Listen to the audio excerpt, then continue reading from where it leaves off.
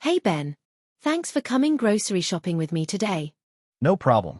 But just so you know, I'm terrible at picking vegetables. That's okay. I just needed an extra pair of hands. Let's start with fruits. We're running low on apples. Sure. How many do we need? Maybe 6. Pick the ones that look shiny and firm. Picks one up like this? Yep. That's perfect.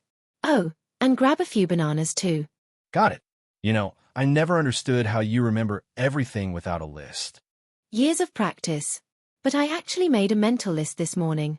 Eggs, bread, milk, and pasta are must-haves. Speaking of pasta, do you still make that creamy mushroom one I love? Of course. That's why we're here, to restock the ingredients. Excellent. Then don't forget the mushrooms. Already on it.